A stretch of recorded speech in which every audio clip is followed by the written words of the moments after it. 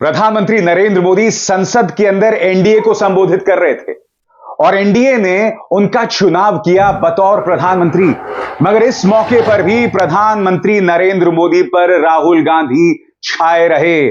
आलम यह था दोस्तों कि आज से 12 साल पहले जो राहुल गांधी ने किया था, आज से 11 या 12 साल पहले उसका जिक्र। अस्सलाम वालेकुम, नमस्कार दोस्तों आज के वीडियो में हम बात करने वाले अपने श्री प्रधानमंत्री जी के पास्ट के बारे में।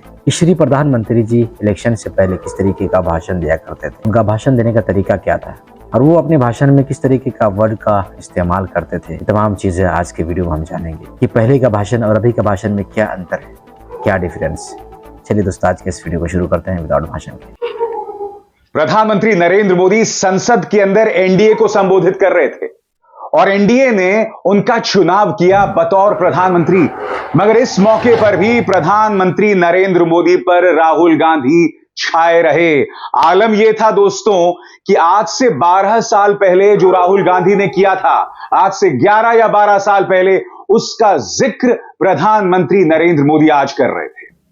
राहुल गांधी इस कदर हावी हैं आप पर, और क्यों मैं समझना चाहता हूं।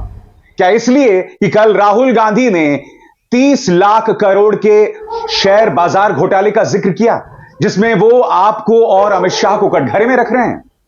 उसका जिक्र मैं करूंगा।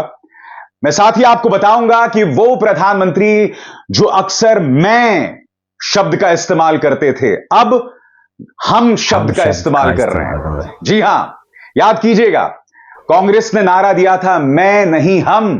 प्रधानमंत्री नरेंद्र मोदी आखिरकार उसका अनुसरण कर रहे हैं। पूरे संबोधन में कहीं नहीं कहा कि मैं मोदी, मैं करूंगा।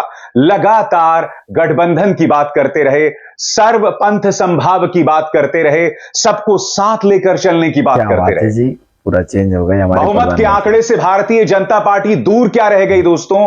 प्रधानमंत्री नरेंद्र मोदी में इतना बड़ा बदलाव आ गया है। मगर सबसे पहले दोस्तों, क्या प्रधानमंत्री जी श्री राम को भूल गए आप? सिर्फ इसलिए कि उड़ीसा की बदौलत आप केंद्र में सत्ता में हैं और उड़ीसा ने आपकी सरकार बनवा दी, अब आप श्री राम को भी याद नहीं करेंगे? मैं ऐसा क्यों कह रहा हूं दोस्तों? क्योंकि आज सदन के अंदर जय जगन्नाथ के नारे लगाए गए। एक बार फिर प्रधानमंत्री ने यह तक कहा कि जगन्नाथ गरीबों के देवता हैं, मगर अपने पूरे संबोधन में राम को कहीं याद नहीं किया। सिर्फ इसलिए कि आपको अयोध्या में, फैजाबाद में हार का सामना करना पड़ा। सिर्फ इसलिए कि उत्तर प्रदेश की जनता ने मुद्दों पर वोट दिया और हिंदू मुस्लिम बंटवारे पर वोट नहीं दिया, बेरोजगारी, महंगाई जैसे मुद्दों पर वोट किया। अब आप उत्तर प्रदेश की जनता को भूल गए। सबसे बड़ी बात, अब आप श्री राम को भूल गए। सुनिए किस तरह से जगन्नाथ को प्रधानमंत्री ने याद किया, लॉर्ड जगन्नाथ को। सुनिए। महाप्रभु जगन्नाथ,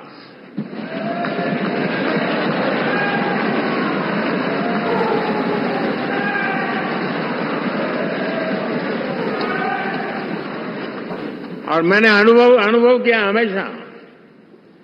मैं हमेशा मानता हूं ईश्वर के अनेक रूप होते हैं, लेकिन जब मैं भगवान महाप्रभु जगन्नाथ जी को याद करता हूं तो मैं हमेशा मानता हूं ये गरीबों के देवता है।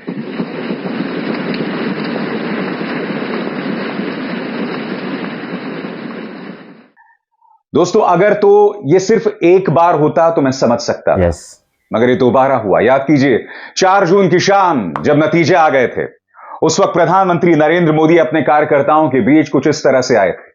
चेहरे पर मायूसी साफ तौर पर देखी जा रही थी क्योंकि भाजपा बहुमत से दूर था। प्रधानमंत्री नरेंद्र मोदी की आंखें भी नम थीं और उस वक्त भी याद कीजिए, जैसे ही वो अपने कार्यकर्ताओं के सामने आए तो उन्होंने क्या नारा लगाया था? जय जगन्नाथ। देखा, जय जगन्नाथ। आज जब आपने एनडीए को संबोधित किया, तब भी आपने लॉर्ड जगन्नाथ को गरीबों का देवता बताया। तो क्या अब राम मर्यादा पुरुषोत्तम नहीं रहे? क्या अब राम का स्थान आपके मन में वैसा नहीं रहा? सिर्फ इसलिए कि आप राम के सहारे राजनीति करते रहे और अयोध्या की जनता ने, फैजाबाद की जनता ने आपको बतला दिया कि राम के नाम पर हमें मूर्ख मत बनाइए, मुद्दों पर आइए। हिंदू मुस्लिम मत कीजिए, सिर्फ इसलिए कि फैजाबाद की जनता ने आपको यह संदेश दिया, सिर्फ इसलिए कि उत्तर प्रदेश की जनता ने आपको यह संदेश दिया, अब आप राम को भूल गए और अब आप जगन्नाथ की बात कर रहे हैं। और मैं जानता हूं प्रचार तंत्र के कुछ लोग ये कहेंगे भाई राम और जगन्नाथ में क्या फर्क है। बिल्कुल सही कहा साहब, फर्क तो राम और अल्लाह में भी नहीं है, सही। क्योंकि सबका मालिक एक, हम सबका एक भगवान है। हम सब ऊपर देख के ही दुआएं मांगते हैं, हम सबको राह दिखाता है वो ईश्वर, वो अल्लाह, वो खुदा, वो वाहेगुरु। जी हां, उनको जब आप बांटते हैं तब आपके मन में यह बात नहीं आती कि जगन्नाथ और श्री राम में कोई फर्क नहीं है। मगर सबसे बड़ी बात दोस्तों, राजनीतिक तौर पर आज भी प्रधानमंत्री नरेंद्र मोदी पर राहुल गांधी बुरी तरह से हावी थे। राहुल गांधी ने आज से कई सालों पहले, करीब 11 साल पहले वो पन्ना फाड़ दिया था और प्रधानमंत्री बार बार कहते रहे हैं कि किस तरह से उन्होंने मनमोहन सिंह का अपमान किया था। आज भी प्रधानमंत्री ने उस बात का जिक्र किया। देखिए उन्होंने क्या कहा।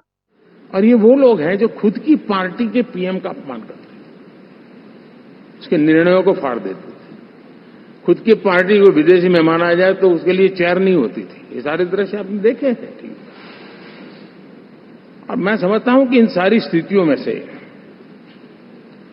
हम लोकतंत्र की मजबूती और जनता जनार्दन के प्रति आस्था, इसको हम साथियों, लोकतंत्र हमें सबका सम्मान करना सिखाती है। सबका सम्मान। प्रधानमंत्री, मैं आपसे समझना चाहता हूं राहुल गांधी आपके मन मस्तिष्क पर क्यों छाए हुए हैं? क्या इसीलिए कि आज एनडीए की बैठक से पहले कल उन्होंने एक धमाका कर दिया था जब उन्होंने एक बहुत बड़े शेयर घोटाले का जिक्र किया था। आप में से जो लोग मेरा वो कार्यक्रम नहीं देख पाए हैं, राहुल गांधी ने क्या कहा था जिसकी वजह से पूरी भाजपा को मिर्ची लग गई है, आइए सुनते हैं। तो ये क्रोनोलॉजी है। अमित शाह कहते हैं बाय शेयर्स बिफोर 4 जून। 19 में नरेंद्र मोदी जी कहते हैं stock market will break records on June 4। फिर 28 मई को रिपीट करते हैं। 1 जून मीडिया झूठे एग्जिट पोल रिलीज करती है। बीजेपी का ऑफिशियल जो इंटरनल सर्वे था वो उनको 220 सीट दे रहा था। तो ये इंफॉर्मेशन बीजेपी के लीडर्स के पास था। इंटेलिजेंस एजेंसीज ने 200 और 220 के बीच में सरकार को बताया था कि उनकी सीट्स आ रही हैं। 3 जून को स्टॉक मार्केट सारे रिकॉर्ड तोड़ देता है और 4 जून को खटाक से स्टॉक मार्केट अंडरग्राउंड चला जाता है। अगला स्लाइड दिखाइए जरा। ये देखिए 31 मई massive stock activity, more than double what was there on 30th, more than double what was there on 29, 28। ये अनोमली देखिए। ये कौन लोग हैं? ये वो लोग हैं जो जानते हैं कि कोई ना कोई घपला हो रहा है। हजारों करोड़ रुपए यहां पे इन्वेस्ट हुए हैं, फॉरेन इन्वेस्टर्स ने इन्वेस्ट किए हैं और उसके बाद 30 लाख करोड़ रुपए का लॉस होता है। और बात वहां नहीं रुकती दोस्तों, जैसा इस वीडियो में आप देख सकते हैं प्रधानमंत्री आ रहे हैं और उन्होंने संविधान को अपने सिर पे लगाया, संविधान के सामने शीश झुका रहे हैं। याद कीजिए किस तरह से लोकसभा के चुनावों में भाजपा के नेताओं ने कहा था कि अगर हमें 400 सीटें मिल गई तो हम संविधान बदल लेंगे, और इसी को राहुल, अखिलेश, तेजस्वी ने मुद्दा बनाया था। नतीजा आपके सामने है दोस्तों। आज प्रधानमंत्री संविधान के सामने सिर झुका रहे हैं। याद कीजिए दोस्तों, तब नई संसद का उद्घाटन हुआ था, तब कहीं पर भी संविधान नहीं था दोस्तों। उस वक्त साधु संतों से प्रधानमंत्री घिरे हुए थे, आगे भी साधु, पीछे भी साधु। कहीं पर संविधान जिंदाबाद के नारे नहीं लगाए जा रहे थे, सिर्फ मोदी मोदी के नारे लगाए जा रहे थे। उस वक्त ये लोग संविधान को भूल गए थे। उस वक्त सर्वोपरि था संगोल। उस संगोल के जरिए प्रधानमंत्री नरेंद्र मोदी के उनके मंत्री प्रहलाद जोशी ने महाराजा तक करार दिया था। मगर संविधान को बदलने की बात जो भाजपा के नेता कर रहे थे वो भारी पड़ी। नतीजा आज प्रधानमंत्री जो हैं संविधान के सामने सिर झुका रहे हैं। कहीं यह भी राहुल गांधी का असर तो नहीं? कांग्रेस इस पर क्या कह रही है आपके सामने? सुप्रिया अश्वनेथ, राहुल गांधी ने ठीक कहा था, इस संविधान को कोई ताकत खत्म नहीं कर सकती। नरेंद्र मोदी जिस संविधान को स्वाहा करने चले थे, आज उसी का नमन करना पड़ रहा है। यही है लोकतंत्र की ताकत, मेरे देश की जनता की ताकत।